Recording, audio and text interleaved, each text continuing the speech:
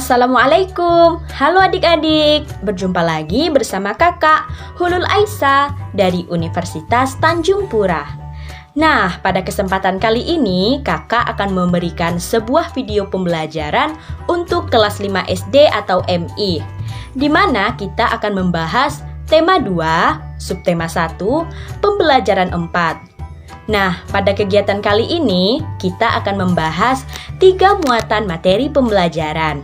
Yang pertama ada IPS, yang kedua ada PPKN, yang ketiga ada Bahasa Indonesia. Adapun tujuan pembelajaran kita pada kegiatan kali ini yaitu 1. Siswa dapat menyebutkan jenis-jenis usaha di bidang jasa. 2. Siswa dapat mengetahui makna tanggung jawab dalam kehidupan sehari-hari. Yang ketiga, siswa dapat mengidentifikasi berbagai jenis kata tanya. Nah, itu dia tujuan pembelajaran kita pada kegiatan kali ini. Yuk langsung saja kita masuk pada pembahasannya. Disimak baik-baik ya. Nah, pada pembahasan yang pertama, kita akan membahas tentang jenis-jenis usaha di bidang jasa. Apa sih usaha di bidang jasa itu? Di sini ibu akan menjelaskannya ya. Usaha di bidang jasa adalah usaha yang menawarkan suatu produk dalam bentuk jasa. Nah, sama halnya seperti usaha di bidang lain yang menawarkan produk tertentu untuk mendapatkan penghasilan atau keuntungan, maka usaha di bidang jasa akan menawarkan jasa tertentu untuk konsumennya, di mana jasa tersebut sangat bermanfaat bagi pelanggannya. Adik-adik, ada beberapa karakteristik dari usaha di bidang jasa. Yang pertama, produk dalam usaha di bidang jasa bersifat abstrak atau tidak terlihat. Nah, meskipun bersifat abstrak atau tidak terlihat, namun produk tersebut dapat dirasakan manfaatnya. Karakteristik yang kedua yaitu harga dari setiap jasa tidak dapat ditentukan tergantung dari keperluan konsumen. Usaha di bidang jasa juga memiliki beberapa kelebihan. Nah, sekarang kita bahas kelebihannya terlebih dahulu ya.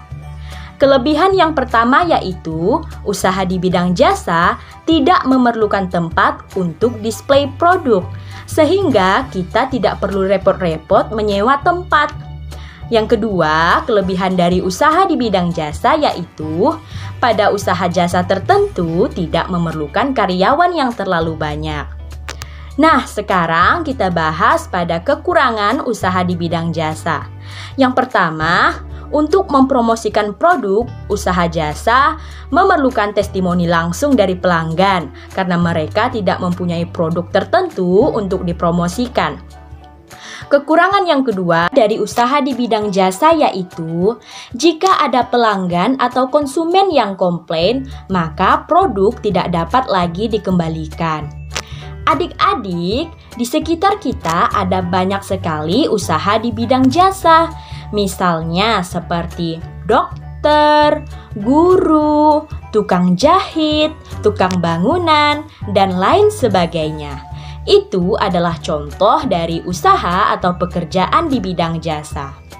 Nah, ada beberapa tujuan dari seseorang melakukan usaha atau pekerjaan. Tujuan yang pertama dari seseorang melakukan usaha yaitu 1. Untuk mendapatkan penghasilan, 2. Untuk mencari pengalaman, dan yang ketiga untuk memenuhi kebutuhan sosial. Ada banyak jenis usaha di bidang jasa, salah satunya adalah dari sektor pariwisata. Adik-adik, Indonesia adalah negeri yang kaya akan sumber daya alamnya. Maka tidak heran jika Indonesia memiliki banyak tempat wisata yang indah. Nah, salah satu tempat wisata yang sampai terkenal ke mancanegara yaitu ada Pantai Kuta di Bali. Tempat wisata lainnya seperti Taman Bunaken, Gunung Bromo, Pulau Raja Ampat, dan masih banyak lagi tempat-tempat wisata yang ada di Indonesia. Nah, tempat wisata tadi tentunya harus kita rawat dan kita jaga agar tetap lestari. Berikut kakak akan memberikan beberapa cara untuk menjaga tempat wisata agar tetap lestari. Cara pertama yaitu tidak membuang sampah sembarangan ketika berkunjung ke tempat wisata. Cara yang kedua yaitu mematuhi setiap peraturan yang sudah ditempatkan yang ada di tempat wisata. Cara yang ketiga yaitu tidak merusak fasilitas yang ada di tempat wisata. Nah, itu adalah beberapa cara yang dapat kita lakukan untuk menjaga tempat wisata kita. Nah, adik-adik, menjaga tempat wisata agar tetap lestari adalah salah satu bentuk tanggung jawab kita sebagai warga negara yang baik. Oleh sebab itu, kita harus bekerja sama agar tempat-tempat wisata di Indonesia selalu terjaga. Baik, kita masuk pada pembahasan selanjutnya yaitu tentang kata tanya. Nah, di sini kita akan membahas beberapa kata tanya. Yang pertama, ada apa, siapa, kapan, di mana, mengapa, dan bagaimana. Langsung saja kita bahas pada kata yang pertama, yaitu kata tanya apa. Kata tanya apa berfungsi untuk menanyakan benda atau sesuatu, baik itu perbuatan maupun keadaan. Nah, contoh penggunaan dari kata tanya apa yaitu 1. Apa yang kamu lakukan? 2. Apa yang membuatmu kemari? Kata tanya yang kedua yaitu siapa. Kata tanya siapa berfungsi untuk menanyakan orang atau pihak tertentu. Contoh dari penggunaan kata tanya siapa yaitu 1. Siapa yang memakan makananku? 2. Siapa yang ada di sana?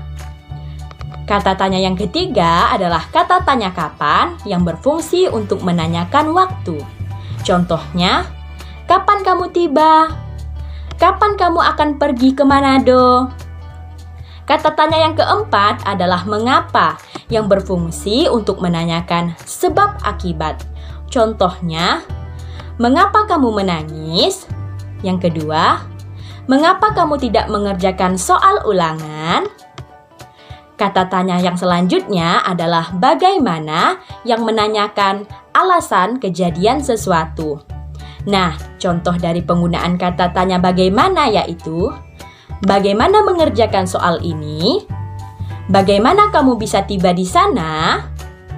Nah, itu adalah contoh dari penggunaan kata tanya.